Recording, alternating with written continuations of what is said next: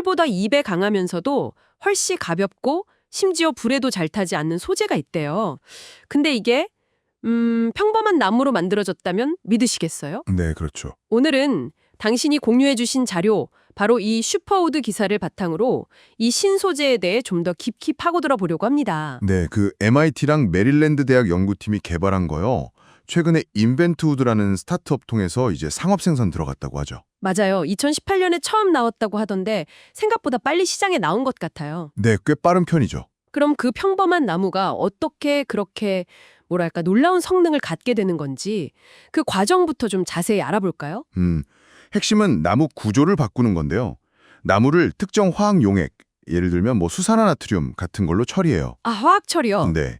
그래서 나무 섬유를 단단하게 묶는 리그닌이란 성분, 그거랑 또 다른 일부 요소들을 제거하는 거죠. 리그닌을 제거한다? 그렇죠. 그러면 이제 주로 셀룰로스 섬유만 남게 되는데 이걸 고온에서 아주 강하게 압축하는 겁니다. 아하, 그러니까 불필요한 부분은 빼내고 핵심 성분이 셀룰로스만 꽉 뭉친다는 거군요. 네, 맞습니다. 그런 원리죠. 그렇게 만들어진 슈퍼우드가 그럼 구체적으로 어떤 특성을 가지게 되나요? 기사 보니까 성능이 정말 대단하던데요. 그렇죠. 결과물이 아주 인상적이에요. 우선 강도. 이게 일반 강철의 2배 정도 되고요. 강철의 2배요? 와, 네. 그런데 무게는 훨씬 가볍습니다.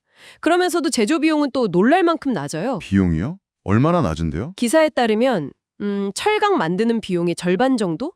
그리고 방탄복에 쓰는 케블라 섬유 있잖아요. 네. 케블라요. 그거에 비하면 한 20분의 1 수준이라고 하니까 엄청난 거죠. 강도는 높은데 가볍고 가격까지 싸다니 이건 뭐 거의 만능 소재 같은데요? 다른 장점도 있나요? 아, 물론이죠.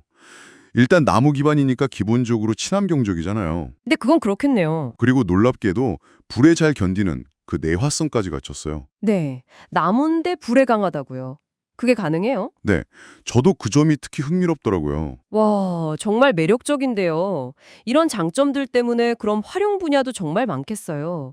지금은 어디에 주로 쓰이나요? 일단 시작은 건축 분야인 것 같아요. 건물의 뼈대, 그러니까 철골 구조재 있죠. 스틸빔 같은 거. 네네. 그걸 대체하는 용도로 상용화가 진행 중이고요. 근데 이게 끝이 아니에요. 아, 더 있군요. 네, 자동차나 항공기 부품처럼 가벼우면서도 엄청 튼튼해야 하는 분야 있잖아요. 그러니까 경량화가 중요하니까. 네, 그런데도 쓸 수 있고 심지어는 전자기기 안에 들어가는 그 녹색 기판, PCB라고 하죠. 네, 인쇄회로 기판이요? 거기까지도 기존의 철이나 뭐 섬유 강화 플라스틱, 탄소 섬유 이런 걸 대체할 잠재력이 아주 크다고 보고 있습니다. 와, 건축 자재에서 전자부품까지 정말 폭넓네요. 근데 이게 단순히 그냥 성능 좋은 신소재가 나왔다, 이걸 넘어서는 의미가 있을 것 같아요. 기사에서도 산업 전반에 미칠 영향, 이걸 좀 강조하던데요. 아, 바로 그 지점이 중요합니다. 이 슈퍼우드 만드는 기술이 생각보다 간단하고 비용이 적게 든다는 점이에요. 기술이 간단하고 저렴하다고요? 네, 이게 시사하는 바가 크죠. 왜냐하면 고가의 뭐 첨단 설비나 엄청난 자본 투자 없이도 생산이 가능하다는 뜻이거든요. 아, 그렇군요. 그러니까 특정 대기업이나 잘 사는 나라만 기술을 독점하기가 어렵고 중소기업이나 개발도상국에서도 충분히 자체 생산을 시도해 볼 수 있다는 거죠. 그 말은 기술 접근성이 높으니까 그만큼 기술 확산 속도도 빠르고 더 광범위한 변화를 가져올 수 있다. 이런 의미겠네요. 예전에 뭐 플라스틱이 그랬던 것처럼요. 정확합니다. 네. 그래서 심지어 철강 산업의 미래를 걱정하는 목소리까지 나올 정도예요. 철강 산업까지요? 네.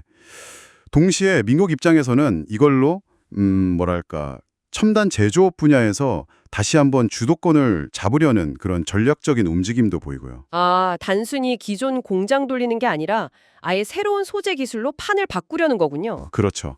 그런 시도인 거죠. 기사에서는 아직 뭐 뚜렷한 단점은 없다고 하는데 그래도 이제 막 상용화 시작 단계니까 너무 좋은 점만 있는 건 아닐까 싶기도 해요. 혹시 뭐 잠재적인 문제점이나 한계 같은 건 없을까요? 아, 좋은 지적이십니다.